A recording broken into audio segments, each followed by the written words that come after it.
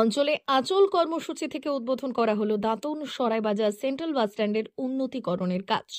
রবিবার বিকেলে পশ্চিম মেদিনীপুর জেলার দাঁতন ১ নম্বর ব্লকের সরাইবাজারে বাসস্ট্যান্ডের উন্নতিকরণের কাজের উদ্বোধন হয়েছে। উপস্থিত ছিলেন জেলা পূর্ত দপ্তরের কর্মাধ্যক্ষ নির্মল ঘোষ, দাঁতন বিধানসভার বিধায়ক বিক্রম চন্দ্র প্রধান ও জেলা পরিষদের খাদ্য কর্মাধ্যক্ষ প্রতুল দাস সহ অন্যান্যরা। পশ্চিম মেদিনীপুর জেলা পরিষদের পঞ্চদশ অর্থ কমিশনের প্রকল্পের আওতায় শুরু হবে সরাইবাজার সেন্ট্রাল বাসস্ট্যান্ডের উন্নতিকরণের কাজ।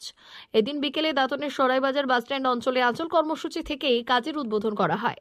দীর্ঘদিন ধরে দাঁতন এলাকার সাধারণ মানুষের দাবি ছিল সরাইবাজার সেন্ট্রাল বাসস্ট্যান্ডের উন্নতিকরণ। সেই লক্ষ্যেই প্রশাসন পঞ্চদশ অর্থ কমিশনের প্রকল্পের আওতায় ও দাঁতন বিধানসভার বিধায়ক এবং জেলা পরিষদের খাদ্য কর্মাধ্যক্ষ প্রতুল দাসের প্রচেষ্টায় উন্নতিকরণের কাজ শুরু হলো, যা মাননীয় মুখ্যমন্ত্রী মমতা বন্দ্যোপাধ্যায়ের হাত ধরে কয়েকদিন আগেই উদ্বোধন হয়েছিল। স্থানীয়ভাবে এই দিন তার কাজের সূচনা হলো। আমরা এখন সরাসরি কর্মসূচিতে চলে যাচ্ছি, কারণ সন্ধ্যা হয়ে গেছে, আপনারা অনেকক্ষণ ধরে এসেছেন। প্রধানমন্ত্রী সড়ক যোজনার টাকা যেখানে ধাপে ধাপে হওয়ার কথা সেটাও বন্ধ করে দিয়েছে। সর্বত্রই আজকে যে টাকা আমাদের রাজ্য সরকারের প্রাপ্য ছিল সেই টাকা আজকে বরাদ্দ বন্ধ করে দিয়ে বাংলাকে কি করে পেটে মারা যায় তার পরিকল্পনা নিয়েছে। তারই বিরুদ্ধে আমরা সর্বোচ্চই প্রতিবাদ জানাই এবং আজকের মাননীয় মুখ্যমন্ত্রী তার অর্থনৈতিক অনুকূলের যে টাকা বরাদ্দ করে যার নেতৃত্বে বাংলায় লাগাতার উন্নয়নের কর্মসূচি চলছে। কোথাও রাস্তাঘাট হচ্ছে, কোথাও পথের পথবাতি হচ্ছে, কোথাও বাসের উদ্বোধন হচ্ছে এবং সর্বত্রই উন্নয়নের কর্মসূচি আমাদের রাজ্যের মাননীয় মুখ্যমন্ত্রী করছেন। মাথার উপরে দিদি আসে বলেই সম্ভব হয়েছে বাংলা রাজ্যে উন্নয়নের কর্মসূচিগুলো। আপনারা জানেন মাননীয় বিক্রম প্রধান আছেন, তিনি কিন্তু খুব কাজের মানুষ। দীর্ঘ 15 বছর এই এলাকার বিধায়ক হিসাবে তিনি আজকে এলাকার মানুষ সর্বত্রই পান, সর্বত্রই মানুষের পাশে দাঁড়ান। রাত্রির ভিতরে যে কোনো সময় যখন বিক্রম বাবুকে ডাকা হয় পায়। দেবেশ বলছিল পুরোনো দিনের সাথী আমাদের প্রতুল দাস থেকে আরম্ভ করে আমাদের সহকর্মীরা সবাই আছে। সবাইকে অনুরোধ করব যে বাংলায় আজকে যেভাবে উন্নয়ন কর্মসূচি চলছে, বাংলায় আজকে যেভাবে মাননীয় মুখ্যমন্ত্রী আপনাদের পাশে দাঁড়িয়েছেন, লক্ষ্মীর ভান্ডার থেকে আরম্ভ করে আজকে স্বাস্থ্য সাথী থেকে আরম্ভ করে এলাকার একে একে ধাপে ধাপে উন্নয়নের কর্মসূচি যেভাবে চলছে বাংলায়, সেই কর্মসূচিগুলোকে বাস্তবিত রূপায়িত করছে আমাদের লোকাল নেতা নেতৃত্বরা।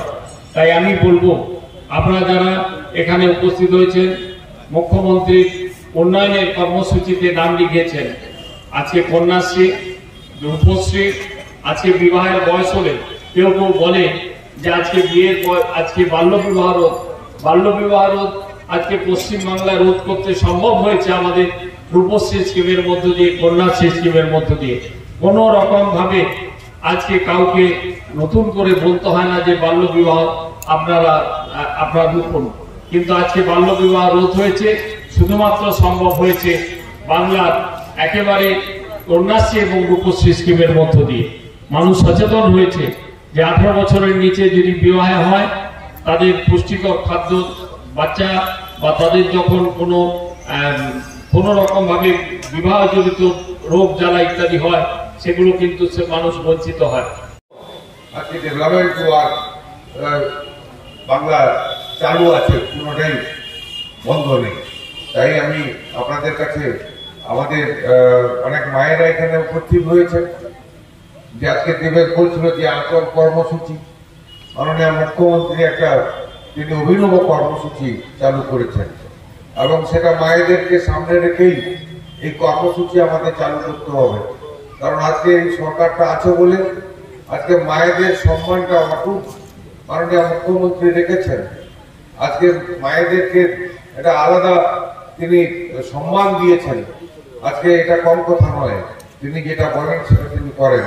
তিনি যখন 2021 সালে বিধানসভা নির্বাচনের আগে তিনি কথা দিয়েছিলেন যে আমার যদি আবার ক্ষমতায় ফিরে আসি তাহলে আমি মেয়েদের অন্য কারোর কাছে হাত পাততে হবে না, তাকে মাসোহারা হাত খরচার জন্য সরকার দেবে।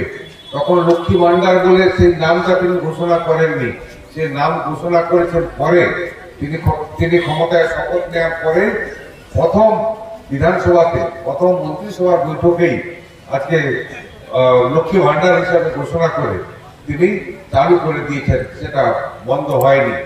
আর বিজেপি লোক দেখানোর জন্য বিভিন্ন রাজ্যে আজকে যে এই লক্ষ্মী ভান্ডারকে নকল করে যে সমস্ত কর্মসূচি মেয়েদের জন্য চালু করেছে, এখানে কোন রকম সীমারেখা বাঁধা নেই, যে কেউ পেতে পারে। তার এখানে বাৎসরিক রোজগারের কোনো এখানে বেঁধে দেওয়া নেই যে এই নির্বাচন তার স্বামী যদি চাকরি করে তার স্ত্রী পাবে না, এখানে তার এখানে সবার জন্য। কিন্তু অন্যান্য বিজেপি শাসিত রাজ্যে সেখানে নির্ধারিত করা আছে কত রোজগারের মেয়েরা সেটা পাবে, অন্য কেউ পাবে না। এখানে কিন্তু সবাই জন্য অবাধিত দাম তিনি খুলে দিয়েছেন। শুধু লক্ষ্মী ভান্ডার নয়, কৃষক বন্ধু থেকে শুরু করে যাবতীয় যে মানুষকে সাহায্য সহযোগিতা সবার জন্য। তাই এখানেই অন্যান্য রাজ্য থেকে বাংলার এখানেই পার্থক্য, সেই পার্থক্য আছে এবং আগামী দিনেও থাকবে। যে যতই বড়াই করুক না কেন, যে যতই বিরোধিতা করুক না কেন, বাংলায় মুখ্যমন্ত্রী মমতা বন্দ্যোপাধ্যায় যতদিন থাকবেন বাংলার উন্নয়ন ততদিন থেমে থাকবে না, তারা এগিয়ে চলবে। নির্মলা বলছিলেন যে পশ্চিমবঙ্গের উপকার যদি বলা হয়, আমরা বলি বিধানচন্দ্র রায় তিনি রূপকার পশ্চিমবঙ্গে, কিন্তু পরবর্তী ক্ষেত্রে অনেক সরকার গেছে এসছে, এত কাজকর্ম এত বাংলাকে এগিয়ে নিয়ে যাওয়ার জন্য এত কাজ হয়নি। কি স্বাস্থ্য থেকে শুরু করে, যোগাযোগ থেকে শুরু করে, শিল্প থেকে শুরু করে, অনেকে চিৎকার করছে শিল্প শিল্প শিল্প কোথায়। আপনি বেরিয়ে যান হাইওয়ে দিয়ে, বেলদা পেরোলেই, নারায়ণগড় পেরোলেই আজকে বকরামপুর থেকে শুরু হয়ে গেল শিল্প রাস্তার দুই দিকে। আগে কি ছিল? আগে ছিল না। আজকে শিল্প জোয়ার এসছে বাংলার বুকে। এটা আমাদের 20 লক্ষ টাকা 25 লক্ষ টাকা ধরা ছিল, কিন্তু 20% লেসের জন্য আমাদের এটা 20 লক্ষ টাকায় হয়েছে। আমাদের বেলুলা ব্রিজ 1,12,00,000 টাকা কাজ শুরু হয়ে গেছে। আমরা আগামী 16 তারিখ সেখানে এইভাবে সভা করে আমাদের অভিভাবক বিক্রমদা এবং আমাদের অভিভাবক নির্মলদা থাকবেন, সেখানেও মানুষকে জানানো হবে কিভাবে মমতা বন্দ্যোপাধ্যায়ের উন্নয়নের ছোঁয়া পৌঁছে যাচ্ছে। আমরা 2023 সাল থেকে জেলা পরিষদে গেছি, নাই করে দামতুনে যদি আমরা উন্নয়ন দেখি, জেলা পরিষদ থেকে প্রায় 2.5 কোটি টাকার উন্নয়ন আমরা করতে পেরেছি এবং সেটা সম্ভব হয়েছে আমাদের পূর্ত কর্মাধ্যক্ষ নির্মল ঘোষের সৌজন্যে। কারণ নির্মলদা আমাদের দামতুনকে অত্যন্ত ভালোবাসেন এবং বিক্রমদার সঙ্গে তার একটা আত্মার টান আছে, যেটা বলি না কেন, এবং সঙ্গে সঙ্গে দিন করার ব্যবস্থা করেন। তাই আরো উন্নয়ন হবে। শুধু আমি আপনাদের সামনে একটি কথা বলতে চাই, আমাদের অভিভাবক এবং নির্মলদা যেটা বলেছেন, আগামী 2026 সালে মমতা বন্দ্যোপাধ্যায়ের হাতকে শক্ত করতে হবে এবং বিধানসভায় 4র্থবারের জন্য মুখ্যমন্ত্রী করে পাঠাতে হবে।